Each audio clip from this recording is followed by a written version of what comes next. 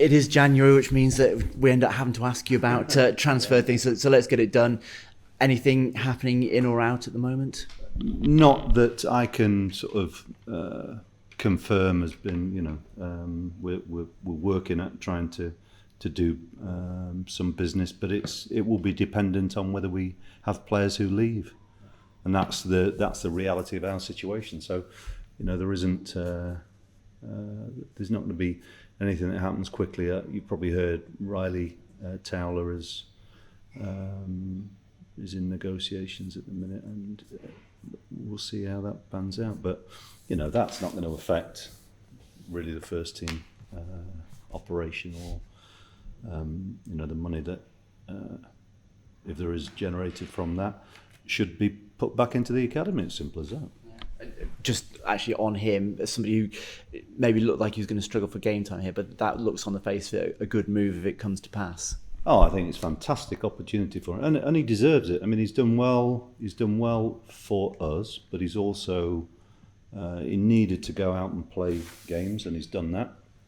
And yeah, it's a positive move for him. So, but it's not as it stands at the minute. The clubs have agreed a fee, but then it's down now to see whether the deal gets completed. So until it's done, I can't confirm that it's over the line. It's not, and that's just how these things work. You mentioned before Christmas about the new contracts that you've been offered and 3 players that hadn't. Have you had indications from them that they're sort of amenable to looking for new destinations, or that they're more keen on sticking around until the summer? Well, again, without me, I don't think it's really fair on them to be sort of. I don't want to be pushing people out the door. Let's put it like that. So they've been informed, and they have the opportunity to seek an alternative.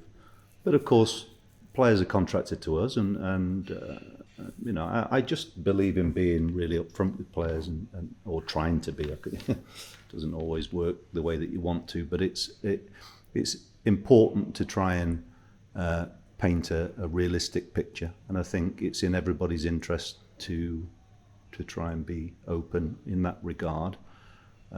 It appears that many clubs are in a very similar situation. So, we're not alone in terms of us trying to generate some space, because that's what it is. We still have to meet the financial fair play regulations, and so it will. Our plan is to continue to try and reduce the wage bill, but still sort of invigorate the squad, if you like, with players who see their future here, and that's the important thing for us. And you're right, I think a lot of clubs are in maybe not exactly the same situation that you are, but similar situations, and they've got to be very cautious with money, and obviously with COVID and everything else, that it seems that the bottom's dropped out of part of the market. A club's going to have to be more clever, think of different ways of refreshing the squad perhaps than they've done in the past? Yes, and I think what we've tried to do here is a good example of that. We've tried to source players who are either out of contract or come from a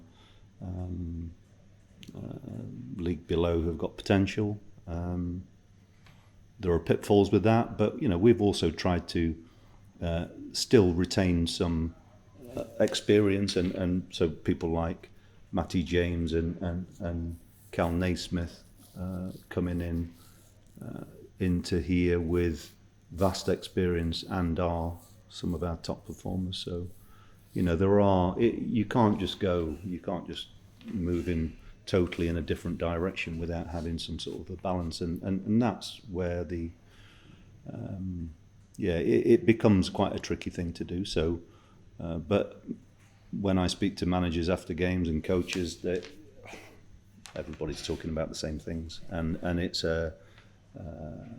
I even think the players and agents have recognised that at this level in particular and below, the market's changed. I think when you talk about the top players in the world and the Premier League and the top leagues, you know, the dynamics are different because the revenue streams are much more varied and bigger, very much bigger.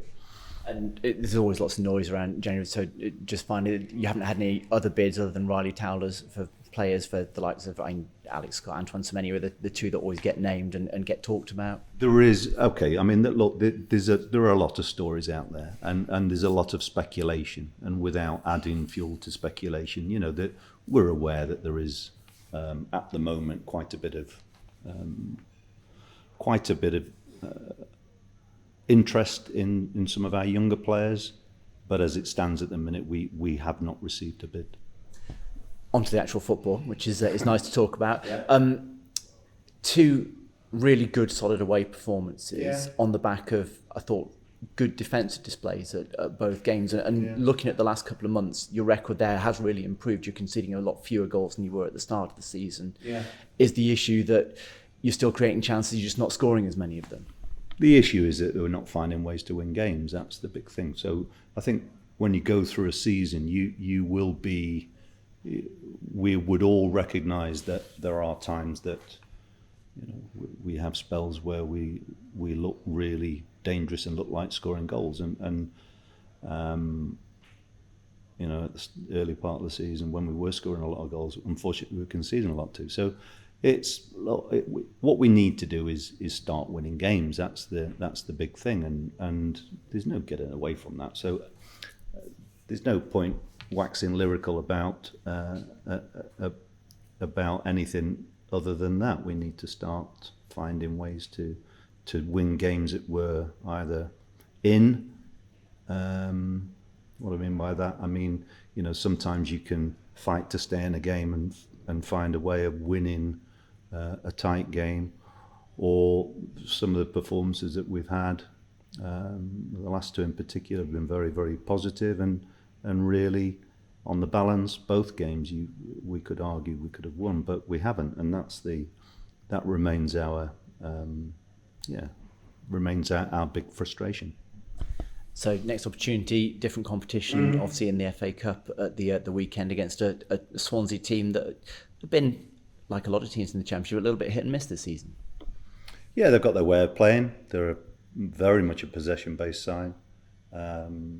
And they won't change their style of play, and we have to be able to deal with that. It's a game where, when you play against sides like that, when you have the ball yourself, it's important to make sure that each sort of phase of play finishes hopefully with a goal, set play, or the ball's out of play.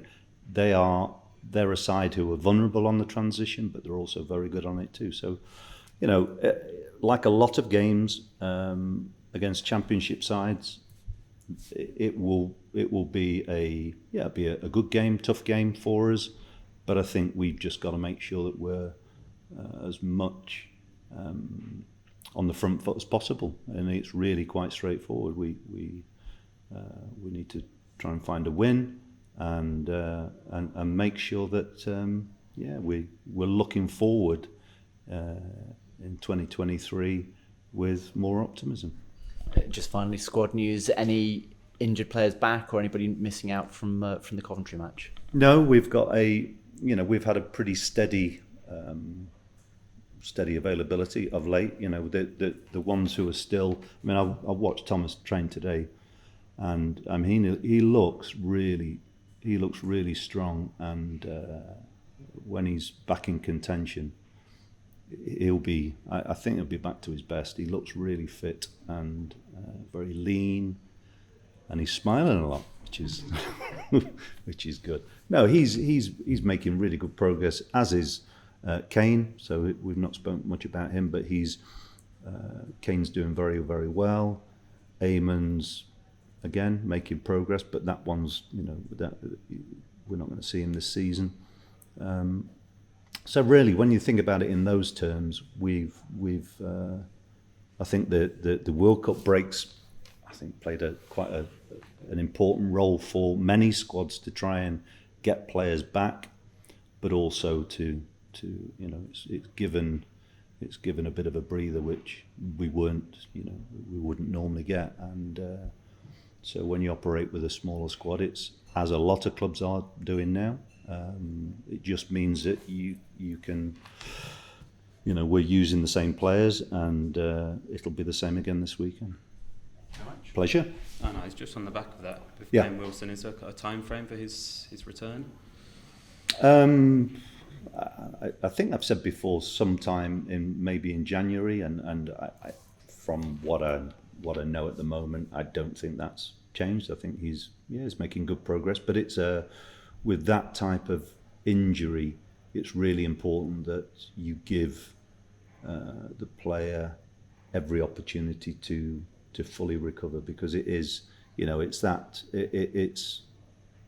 the type of injury that's not really going to go away. It's something that he'll have to manage over the course of his career, and that's, many players have to deal with that. Just on Ryley, and I respect that the deal isn't done yet, so there's probably so much you can say about it. But I think the news kind of came as a surprise to many. What was the kind of thinking behind it, as from a club's perspective? In what way?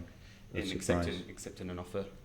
Because we've got lots of players in the system now who Ryley is needs to find his level, and we're delighted for him because he's a great lad and he's a decent player. But I think it's with because of our ability to develop players here, there are lots of players in the system that, speaking to many of the coaches in the academy, believe we've got better in the system. So it's quite straightforward, really. Look, if we try and produce players for ourselves, and we've been successful at doing that. Ryley's had opportunities with the first team and done okay, but we want to try and produce top end players for ourselves, and it's as simple as that. So decisions have to be made, and I think it's we've had quite long periods here of collecting players and just keeping players in the building and then reloaning them out, and it's sometimes you just got to make decisions on players, and it's in their interest as well to go and play regular football. I mean, somebody like Cam Pring would be an example of, if you want to be really, really patient, but I'm not sure that there was a lot of patience. It was more he's just been farmed out time after time. I don't think that's good for anybody.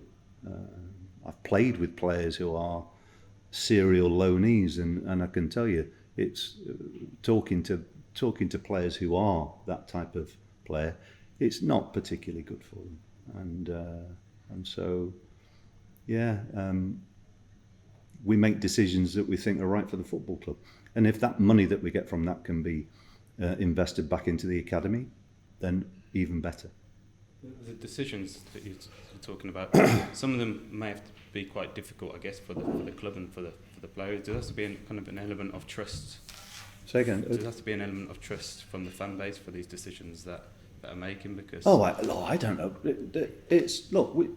We make decisions that we think are right for the football club, and it's straightforward. Ryley's is flitted in between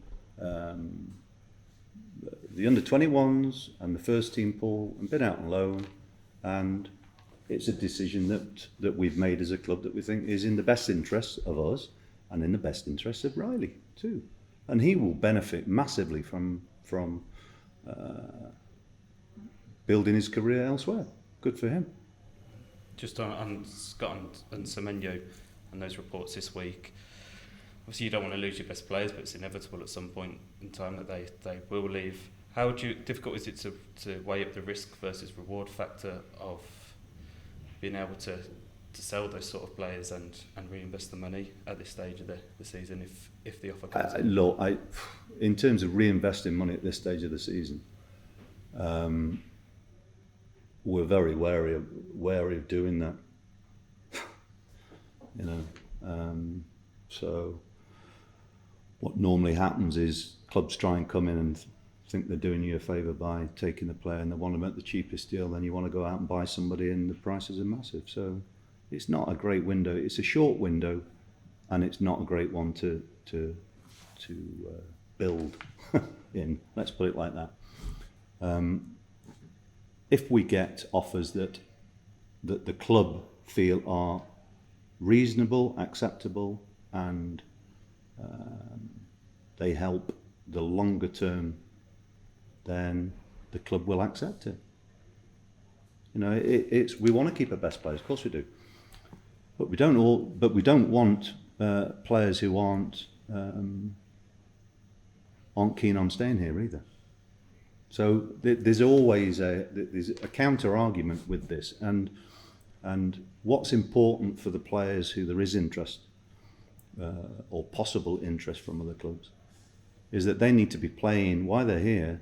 They're playing for us, and they have a obligation to be at their best for us, and that's difficult for youngsters sometimes. You know, we're talking about young men here who are ambitious. They want to be successful here, but players want to be successful, and you know, there's been some really good stories of players who have been developed here and have moved on to sometimes better things, sometimes not. The grass is not always greener. I think there was one report of a journalist who said Bristol City would accept £12 million for Alex Scott. We'll take that with a pinch of salt. That's, you know, I wouldn't accept 12 million, but I don't know what figure that the club are thinking of, but yeah, at this point I can't really add to the speculation because most of it will be driven by agents and representatives, and that's just how it is. I know we spoke the other day after the commentary about potentially signing a creative player, a maverick, we'd like to call it. Yeah, you keep bringing the maverick one up, don't you? Yeah. The two draws, does that emphasise the two previous draws? Does that emphasise why you would like a sort of player that can make that sort of difference in tight games like that? It depends in which area of the field that you're looking for. I mean, I don't know what you think a maverick is. A maverick can be a defender or a goalkeeper. They don't have to be an attacking player. We feel at the moment that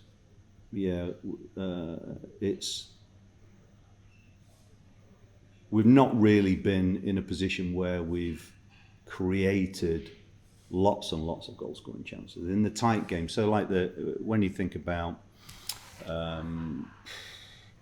games that we've had recently, even the game on Boxing Day, where we had our chances early in the game, didn't take them. So what it does, it shifts the balance of games, and when you play against good sides, quite often they'll punish you. But I also think there is a bit of there's lots of good sides in the Championship, and we need players who, like Mavericks, will still have to work hard for the team. You know, it's not having a luxury player who's just... We've had luxury players in the past, and we've had to move them on because we can't function with them. So it's about getting players who are match winners at either end, and whether that be good defenders or players who can win a game out of nothing. And we think we've got players... So Antoine Semenyo at the moment is a player who has something different to our other strikers. He's not scored the number of goals that he would like and we would like, but he's got something which is, in the modern day, a very exciting, you know, it's that potential word again. Tommy Conway's a goal scorer. Naki Wells is a you know, they're predators. They're players who enjoy running and like scoring goals. What we have to make sure that we do is keep creating those goal-scoring opportunities for them. Unfortunately, in the last two games, you know, we've had really good chances and missed them, and that's football. Just on Antoine, is he? Yeah. Have you seen signs that he's getting back to his form that he showed towards the second half of last season, really, the entirety of it? I don't know. The time will tell. I mean, he finished the game really strongly against Coventry. Bearing in mind he was pulling up with cramp against Millwall. He's had a bit of an odd season in the sense that he was injured for a lot of the preparation for the season, and of course then there's a lot of talk about the World Cup, which he played his part in, which is a fantastic story. But the big thing is he needs to perform for us while he's here, and that's the big thing. So he's a player that I think is very, very exciting, and he, like anybody else, has to earn his place in the side. So I'm not going to make political decisions to play players just because it bumps their value. I'll pick what I think's the best team. And just on Sunday, it's the first of 3 home games in a row now. With that and playing in front of the home fans, obviously, there's an added pressure and expectation. How would you prevent that from filtering down onto the pitch? Well, look, it's as it always is. We hope that our fans get behind the team, and yeah, I accept that there's a lot more pressure on me, but that's football management for you. Possibly at the weakest point that I've been since I've been at the club. But conversely, and rather ironically, the club's in its strongest position since I've been at the club. So make of that what you will. It's a part of football management. Pressure is a part of it. Criticism is a part of it. What you have to do is just make sure that it doesn't affect how we prepare the players, because it's about the players on a match day. And I hope we can provide our fans with a win for them to get them into a more more optimistic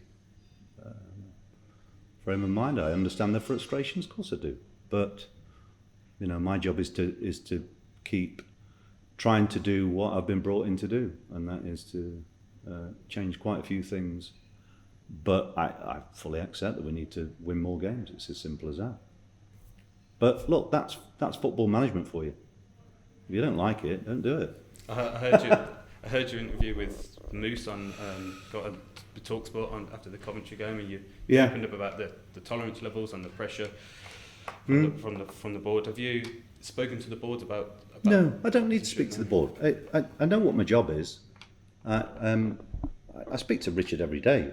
Richard's my, most clubs I've been at, and it's not about speaking to the board. They'll do what they want to do. My job is to continue to work with the team. It's quite straightforward in my head. Thanks very much. Pleasure.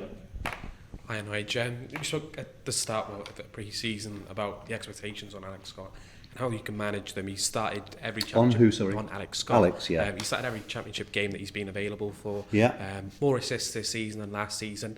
But not enough goals. No goals, but do you think those expectations have been managed? Because sometimes I think perhaps maybe the fans may expect him to be that game changer, but perhaps at the moment we're seeing him putting in nitty-gritty performances at the moment, perhaps that doesn't go, it goes under the radar.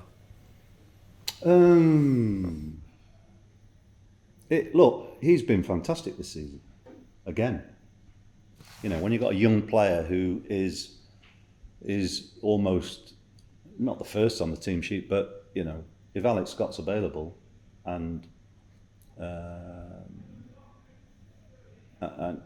seems in good nick himself, he's a player that we need week in, week out, and to rely on a player of his age is incredible, really. But look, the best players mature very, very quickly, and you've probably heard many times people talk about second season syndrome and all that type of, it almost becomes something that a self-fulfilling prophecy, if you like, where I just think he's got such a good temperament. He's got a really good football brain. He's a grounded lad as well. and the talent is there, and so his creativity is very, very good, but his ability to do what the team needs when it needs it is also something which is an incredible talent for a youngster. And so for me, he's just such a very, very good player, and the expectation on him, I think, has been pretty realistic, if I'm honest. I don't think people have over-egged him or criticised him if he's not scored goals. I mean, he's just a very, very accomplished player for a young man. And someone who had a really good season last season was Andi Weimann. You spoke, I think, to Robin's TV, saying that he might have been frustrated. Why hasn't it happened for him this season? Is it just last season was such an exceptional season for him? Our front three last year was very settled, mainly. Andy always played behind the two apart. I mean, he scored 2 goals from wing back when the team needed him to play there. So again, what I like about Andi Weimann, and I had him at Derby, but unfortunately he was injured. I didn't last long because of the owner. So, but he was he's just he's a player that staff really appreciate. He's a player that players appreciate. And I know our fans recognise the amount of work he does too. He's a player who, he can score goals. Of course he can. Last year was a phenomenal year. He thinks he should have a lot more this year, and he's had 2 really good chances in the last 2 games. But he'll score again, but he's a player again who will do what the team needs, and you need players like that. It sounds like good news on Tomas Callas as well. Obviously, he came back after a long layoff. Is there anything different happening this time to come back? I don't think he played in an under-21s game. Would you look to explore that just to build up his durability for the rest of the season? Yeah, I think he'll need something. He'll need a look for Tom as well. I want to expose him back in the team when it's right to do it.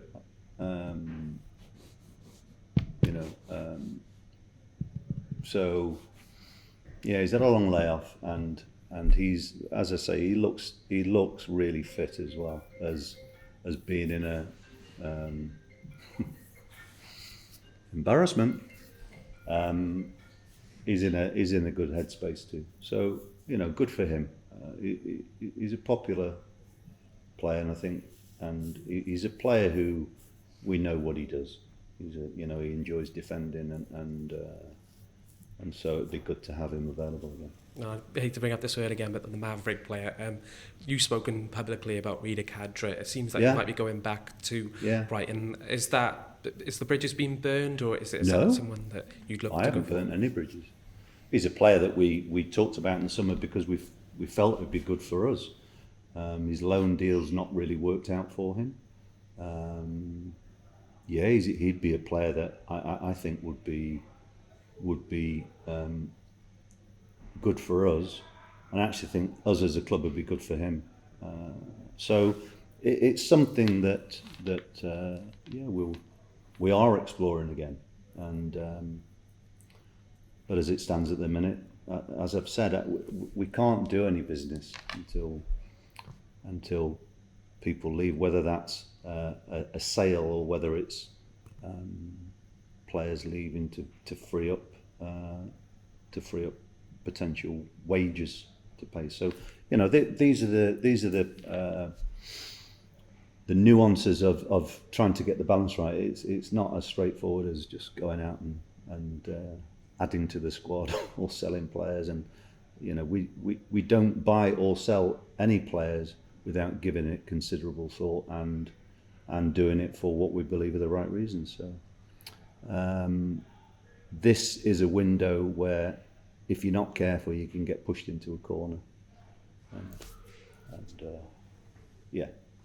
It's important we make good decisions. Okay, pleasure.